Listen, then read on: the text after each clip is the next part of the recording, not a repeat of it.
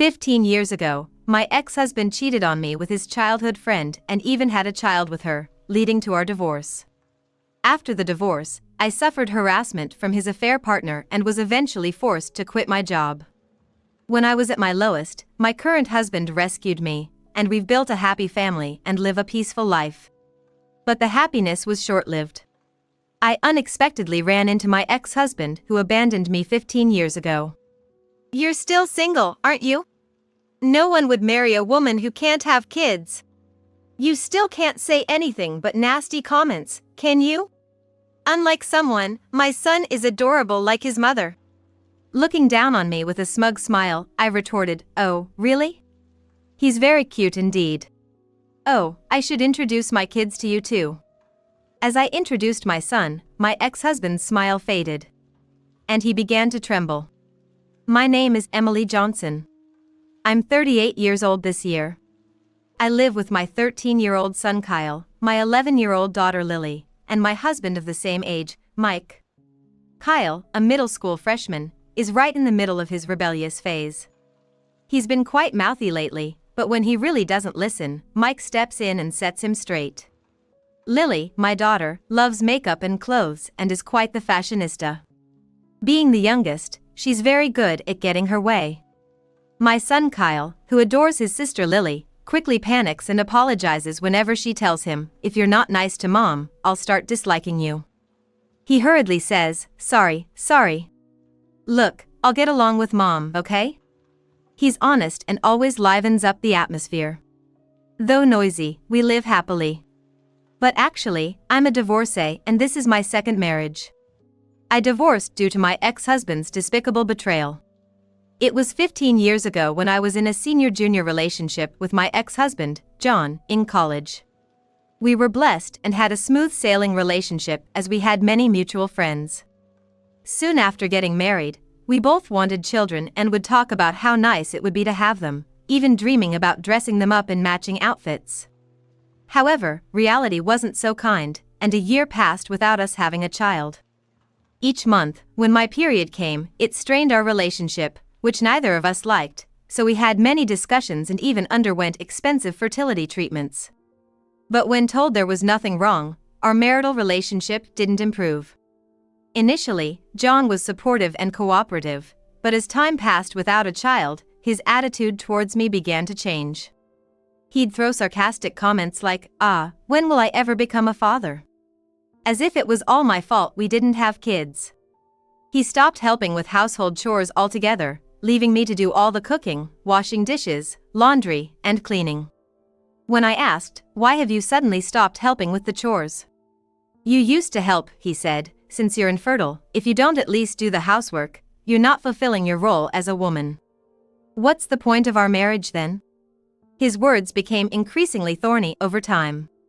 My sister and her husband are already expecting their second child. Isn't that great? They're on their second, and we don't even have our first. Right? He would glare at me with harsh eyes, mocking and despising me. If you had a normal body, I would have been a father long ago. How can you say I'm not normal when we don't even know the cause yet?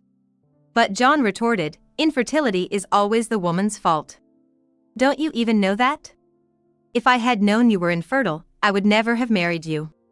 Show some remorse." His words pierced my heart. I also started receiving calls from my in-laws saying, "We want to see our grandchild soon." At first, I brushed it off, saying, "It's only been a year. These things take time," but maybe that was a mistake because my mother-in-law's attitude became harsher. She'd say, "You're useless if you can't have children." My daughter had one right away. "You're the only defective one." I felt pressured every day. One day, my close friend Sarah invited me out for drinks. John had been saying he was busy with work and coming home late, so I thought a break would be good and accepted the invitation. Then Sarah revealed a shocking truth. "I've wanted to see you for a long time, Emily. There's something I need to tell you. I've missed you too." "So, what did you want to talk about?" "Emily, do you remember Jessica?" Jessica was John's childhood friend. They lived near each other as kids and their parents were close. Jessica and I went to the same university, and now she works at my company. She's the president's daughter and got her job through connections. Jessica and I weren't particularly close in college, as we were in different clubs and departments, and we barely interacted at work. John once introduced me to her, saying, "She's my girlfriend, so be nice to her." But she glared at me, perhaps not wanting to lose her childhood friend, so I thought she disliked me and kept my distance.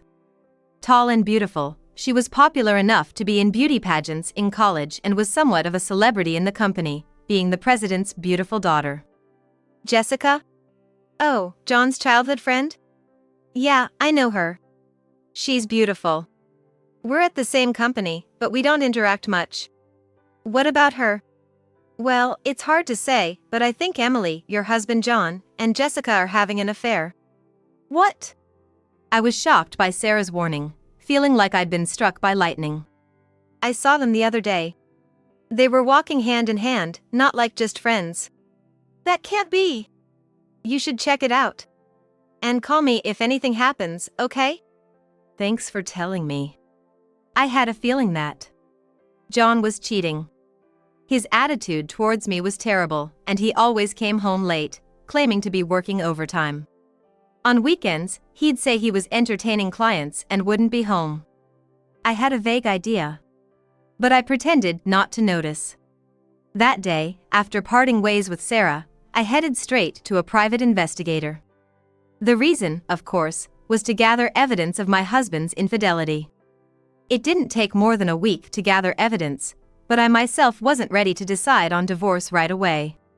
No matter how terrible a husband he was the person I once vowed to spend my life with.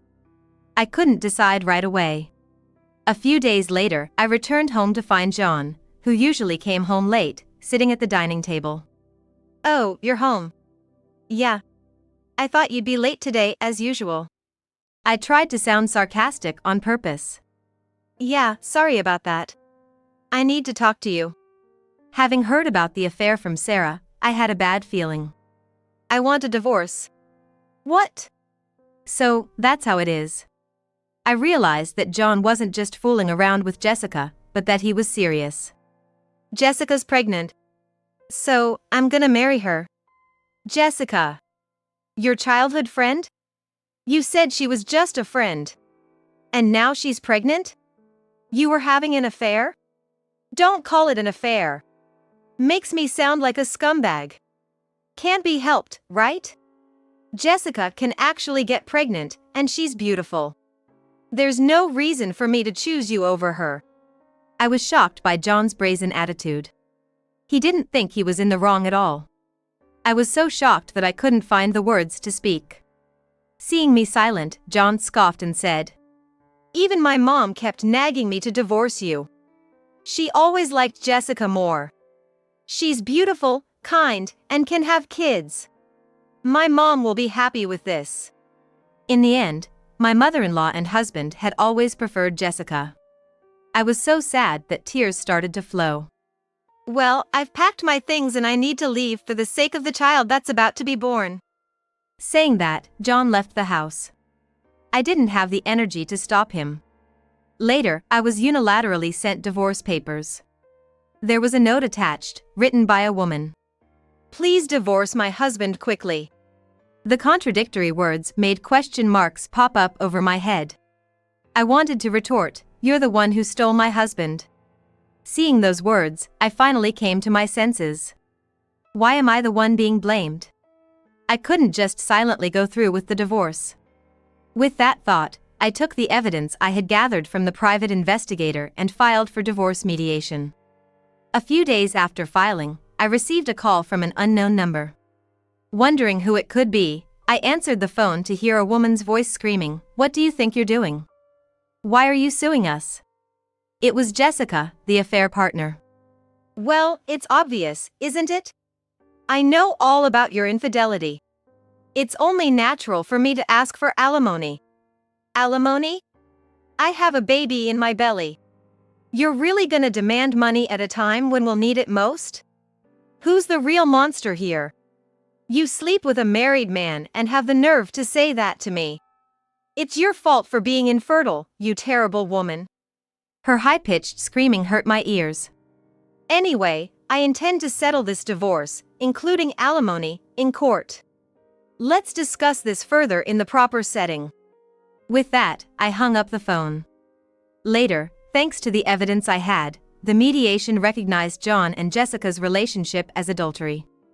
John, unhappy with this, tried to blame my infertility, but it was dismissed as unreasonable since no test results had confirmed me as the cause within just a year of marriage. I received $40,000 in alimony from John and $20,000 from Jessica, both paid in one lump sum. I didn't want a prolonged, messy payment schedule and a lingering connection to them. This is how our divorce was finalized. However, my suffering didn't end there. Since John, Jessica, and I all attended the same university, the affair scandal became a topic of gossip among many friends. According to a close friend, the rumor was that I had hidden my infertility and tricked John into marriage. Some people even sympathized with John and Jessica. How awful! Jessica and I worked at the same company, and she spread unfounded rumors there too. Everyone sided with Jessica, who's a beauty and the boss's daughter. She tearfully played the victim, saying, "Emily is such a terrible person. Taking money from us for alimony when we're about to have a child, even though she hid her infertility." At first, I tried to ignore it, but being the boss's daughter, Jessica got preferential treatment. My boss would scold me, "Don't be mean to Jessica," and despite my hard work, I was progressively left out of major projects. Eventually, I was mentally cornered and chose to resign. While I was looking for a new job, I received a headhunting offer from another company. They said, "We need someone as diligent and talented as you." At my new job, I was amazed at how freely I could work. My new boss paid close attention to each employee. There was none of that favoritism or nepotism like at my previous company. I found myself drawn to this wonderful boss. That's how I met my current husband, Mike. When I was at my lowest after a terrible split from my ex-husband, he kindly supported me. After several dinners together, we started talking not just about work, but about our personal lives too, and our relationship developed. Things went well between us, and thankfully, Mike proposed to me. However, having been rejected by my ex-husband for infertility, I had many fears about marriage and confessed to Mike that I might be infertile. Then, looking at me earnestly, Mike said, "Of course, I'd be happy if we could have a child together in the future. But the most important thing is that I love you, Emily. You're important to me. So even if we can't have children, I will always be by your side." He hugged me gently. I was so happy. I thought I wanted to spend my life with this man and decided to marry Mike.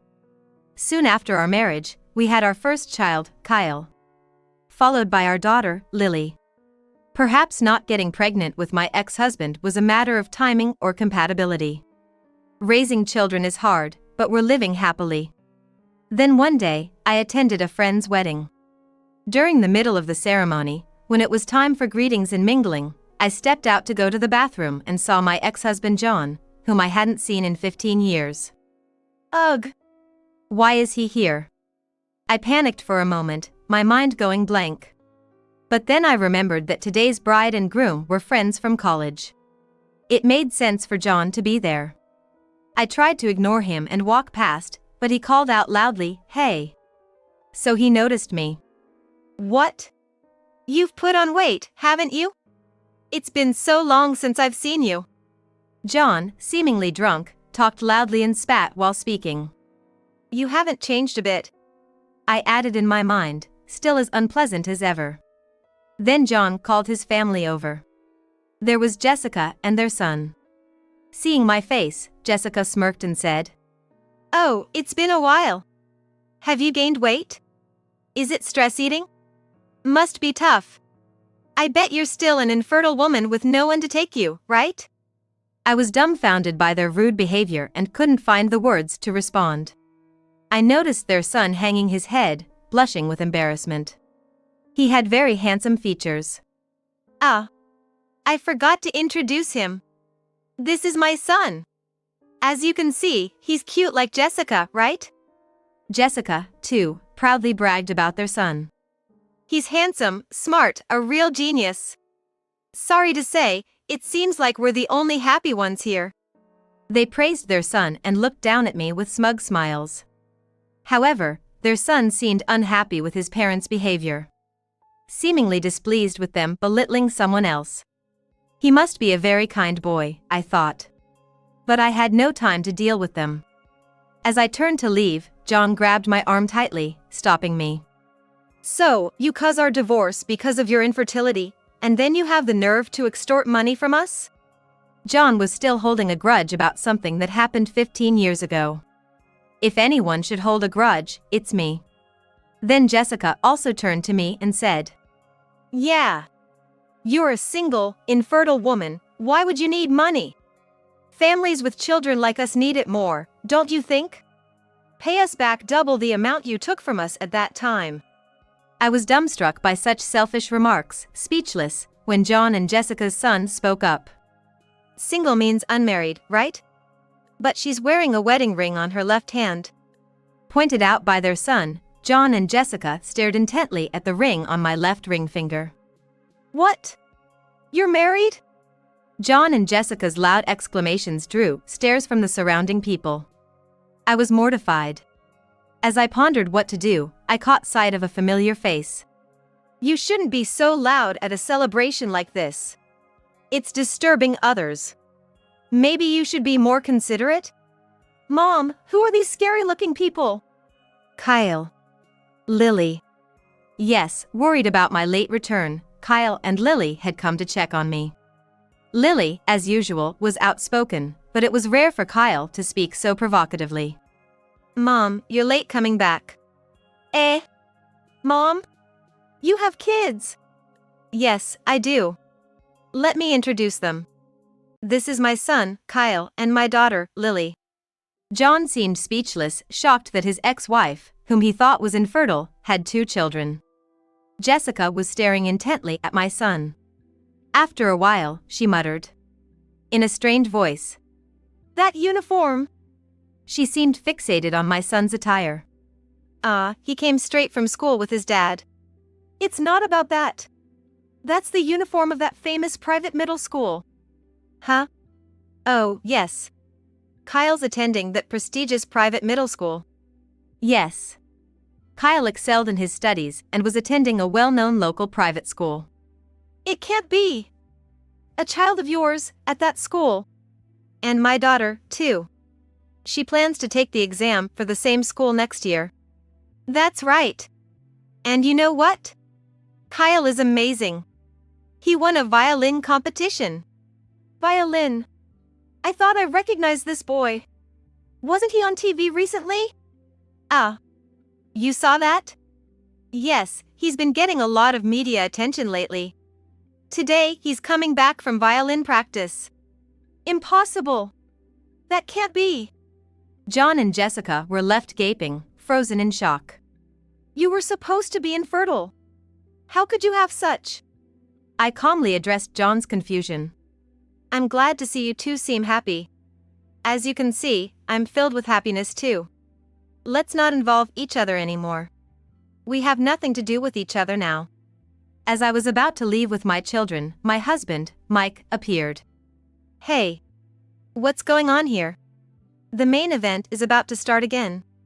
Seeing my husband, John's face turned pale. President Smith! What?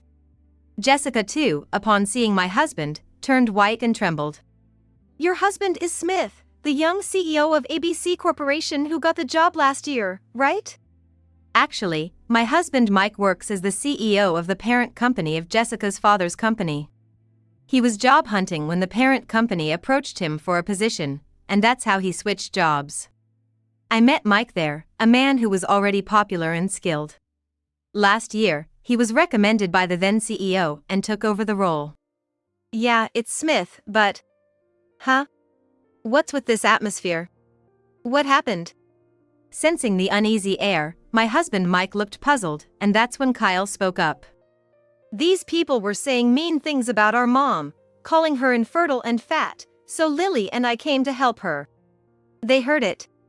Kyle and Lily had overheard my ex-husband and his wife making rude comments about me. That's why Kyle had spoken up like that.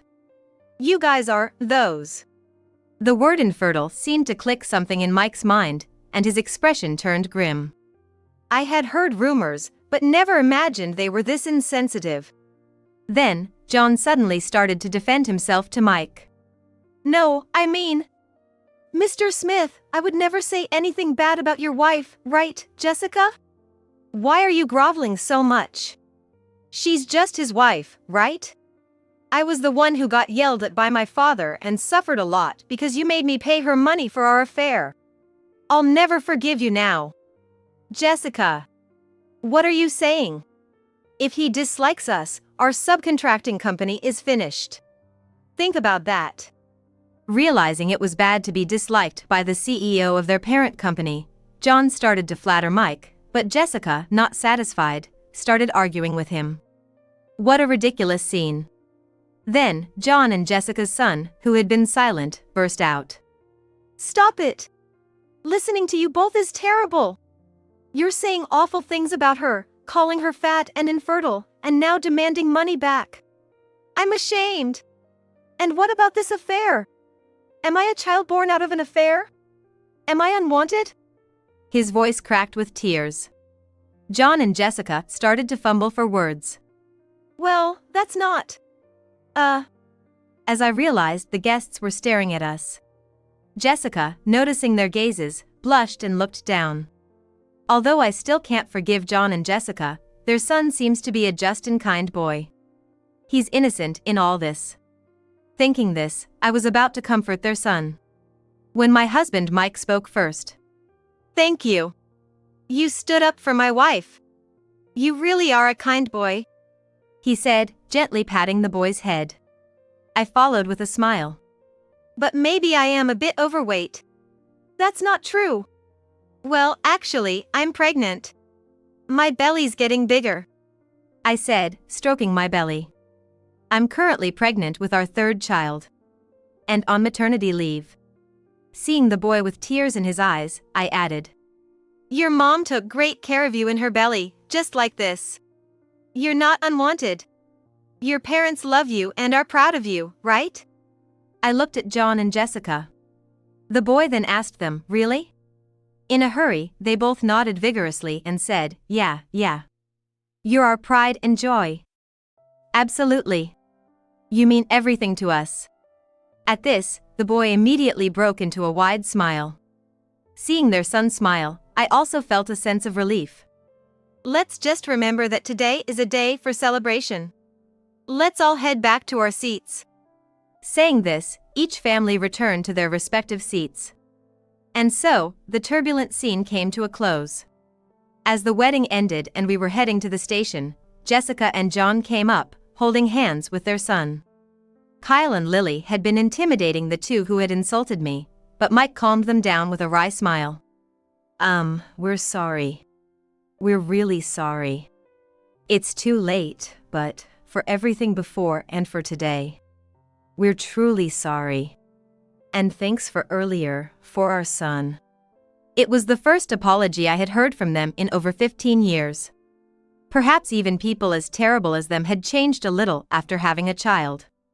I laughed, really, it's too late now. Well then.